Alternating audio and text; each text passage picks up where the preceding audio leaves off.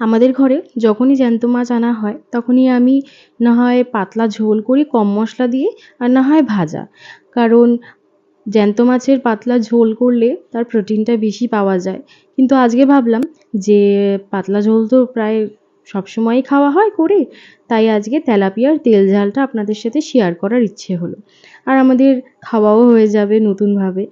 তো hello viewers, আমি Shampa from Shampa's kitchen story. আপনাদের সবাইকে আমার চ্যানেলে স্বাগত জানাই। আশা করি আপনারা সবাই খুব ভালো আছেন, সুস্থ আছেন। আমার ভিডিওসগুলি আপনাদের ভালো লেগে থাকলে প্লিজ লাইক অ্যান্ড সাবস্ক্রাইব করে দেবেন, যাতে নতুন কোনো ভিডিও আপলোড করলে আপনাদের কাছে পৌঁছে যেতে পারে নোটিফিকেশান। তাহলে চলুন শুরু করছি। আমি সবার প্রথমে তেলাপিয়া মাছ নিয়ে নিয়েছি প্রায় 900 গ্রাম মতন, আর পরিমাণ মতন নুন হলুদ মাখিয়ে রেখে দিয়েছি যাতে নুনটা মাছের মধ্যে ঢুকে যায়। তারপরে 4টে ছোটো সাইজের পেঁয়াজ নিয়ে নিয়েছি, আর ছোট করে কুচি করে কেটে নিয়েছি। যেহেতু তেল ঝাল বানাবো সেই জন্য কুচি করে নিয়েছি। তারপরে নিচ্ছি আমি 4 থেকে 5টা রসুন, 2 ইঞ্চ মতন আদা, আর একটা বড় একটা ছোট সাইজের টমেটো, আর 5-6টা কাঁচা লঙ্কা। আদা আর রসুনটাকে আমি কিন্তু গ্রেট করে নিয়েছি। কড়াইতে সর্ষের তেল দিয়ে নিচ্ছি প্রায় 3 থেকে 4 টেবিল স্পুন মতন। তেলটি ভালো করে গরম হয়ে আসলে তার মধ্যে আমি নুন হলুদ মাখিয়ে রাখা মাছগুলো ছেড়ে দিচ্ছি। আমি মাছগুলোকে প্রায় 2 থেকে 3 ভাগে ভেজে নিয়েছি। একটা সাইড হয়ে গেলে আরেকটা সাইড পাল্টিয়ে আমি দুটো সাইডই ভালো করে ভেজে মাছগুলোকে তুলে নিচ্ছি। তারপরে কিছুটা তেল আমি কমিয়ে নিয়েছি, আর ওই সেম তেলেই আমি টিস্পুন মতন কালো জিরে ইউজ করছি। তারপরে কেটে রাখা পেঁয়াজগুলো দিয়ে দিচ্ছি। পেঁয়াজগুলিকে ভালো করে ভেজে নেব যতক্ষণ না লাল হয়ে আসবে। ভালো করে ভেজে নিয়ে ওর মধ্যে আস্তে আস্তে গ্রেট করে রাখা আদা আর রসুনগুলো দিয়ে দিচ্ছি, আর কাঁচা লঙ্কাগুলোও চিড়ে দিয়ে দিয়েছি। ভালো করে সবগুলোকে তেলের সাথে মিক্স করে নেব যতক্ষণ না কাঁচা গন্ধটা বেরিয়ে যাচ্ছে। হয়ে গেলে তার মধ্যে আমি এবারে অ্যাড করে দেব কেটে রাখা টমেটোগুলো।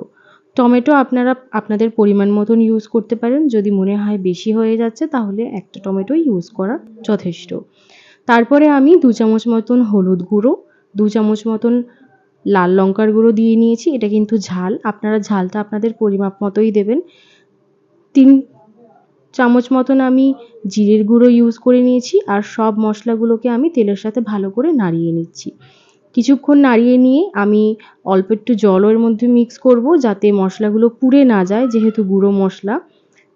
অল্প জল ইউজ করে আমি এবারে মশলাগুলোকে ভালো করে মিক্স করে কিছুক্ষণ কষিয়ে নেব যাতে তেল ছেড়ে আসে।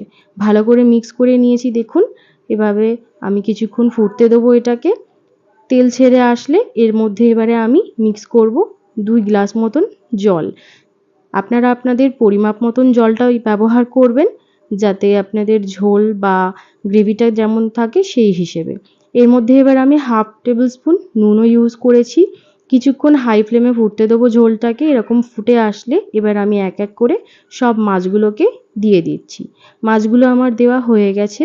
এভাবে আমি একটা সাইড হয়ে আসলে মাছগুলোকে পাল্টে দিচ্ছি যাতে দুদিক থেকেই মাছের মধ্যে ঝোলের বা মশলাগুলো ঢুকে যায়। দুদিকেই আমার হয়ে গেছে পাল্টে দেওয়া। এভাবে আমি হাই ফ্লেমে মাছগুলোকে ঝোলের সাথে ফুটিয়ে নিচ্ছি। এবার উপর থেকে আমি কয়েকটা ধনেপাতা কুচিয়ে কেটে রেখেছিলাম সেগুলো ছড়িয়ে দিচ্ছি যাতে ঝোলের মধ্যে ধনেপাতার ফ্লেভারটাও চলে আসে। এরকমভাবে জলটা টেনে আসলে আমি এবার এটাকে নামিয়ে নিচ্ছি আর পরিবেশন করছি। তাহলে রেসিপিটি কেমন লাগলো অবশ্যই জানাবেন। আপনারাও চাইলে এরকমভাবে একবার ট্রাই করে দেখতে পারেন আমার মতন। আশা করি খারাপ লাগবে না। আসবো অন্য একটি সময়, অন্য একটি ভিডিও নিয়ে, অন্য একটি রেসিপির সাথে। ততক্ষণে আপনারা সবাই ভালো থাকবেন, সুস্থ থাকবেন।